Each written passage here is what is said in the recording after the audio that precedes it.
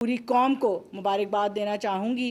कि इस ऑक्शन के ज़रिए ये एक हिस्टोरिक ऑक्शन था। एक तो इस लिहाज से कि इतना ज़्यादा जो स्पेक्ट्रम है वो इससे पहले कभी भी ऑक्शन नहीं किया गया। मैंने पहले भी कहा कि 1987 से जब से ये पूरा प्रोसेस फ़ोन का फिर इंटरनेट आया, ये तमाम जो शुरू हुआ है, सिलसिला शुरू हुआ है, आज तक हम 274 मेगाहर्ट्ज़ के स्पेक्ट्रम पे ऑपरेट कर रहे हैं, जिसकी वजह से हम एक स्पेक्ट्रम स्टार्व्ड कंट्री जो है हमें कहा जाता था पूरे रीजन के अंदर। और वो एक बार चार्ट है, मैं गुजारिश करूँगी चेयरमैन साहब से, अगर वो लग सकता है व्हाइल यू स्पीक तो बड़ा इफ़ेक्टिव होगा कि जब दुनिया में हम कंपैरिजन करते हैं कि हमारी जो स्पेक्ट्रम है उसकी अवेलेबिलिटी क्या है, तो वो भी हम आपको चार्ट दिखाएंगे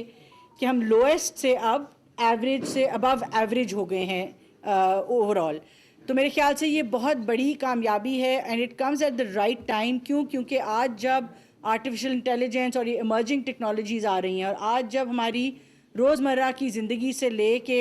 हमारी इकॉनमी, हमारी पूरी सोसाइटी और हमारी इवन नेशनल सिक्योरिटी जो है वो टेक्नोलॉजी की तरफ और उसकी जो फाउंडेशंस हैं, बुनियाद है, वो एक रिजिलिएंट तेज़ चलता हुआ रिलायबल इंटरनेट है। तो इस ऑक्शन से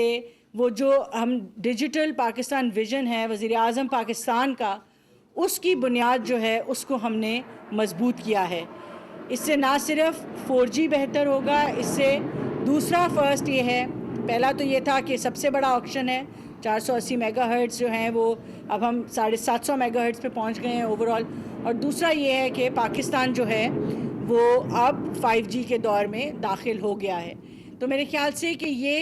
पूरे पाकिस्तान के लिए ये बहुत बड़ी खुशखबरी की बात है, ख़ास तौर पे हमारी यूथ के लिए और उन नौजवान बच्चों और बच्चियों के लिए जो डिजिटल फ़र्स्ट सोसाइटी में पैदा हो रहे हैं, जिन्होंने आँख खोलते ही टेक्नोलॉजी देखी है, उन्होंने आँख खोलते ही इंटरनेट का दौर देखा है। और उनके लिए आने वाले वक्तों में उनकी तालीम के लिए, उनके रोज़गार के लिए और आप सब की जो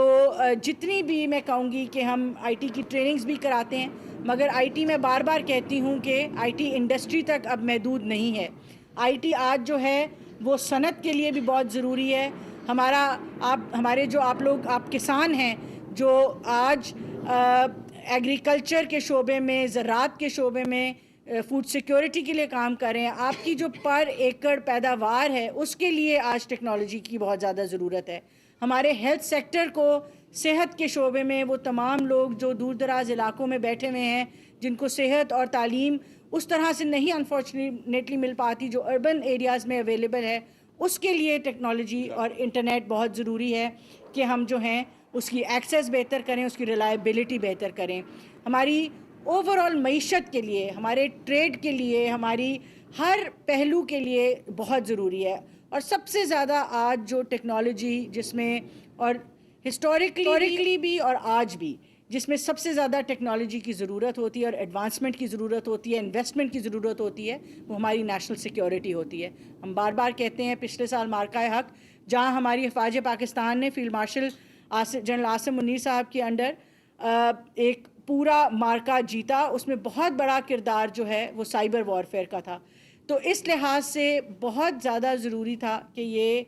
टाइमली जो है ये ऑक्शन हुआ और इससे हमारी जो इंटरनेट की बुनियाद है उसकी जड़ें मजबूत हुई हैं। और आगे आने वाले सालों में आप देखेंगे कि आपका एक average experience as a citizen, आपका एक्सपीरियंस एज इंडस्ट्री जो है वो बहुत बेहतर होगा। ये मैं आपकी तवज्जो जो है वो दिलाना चाहूँगी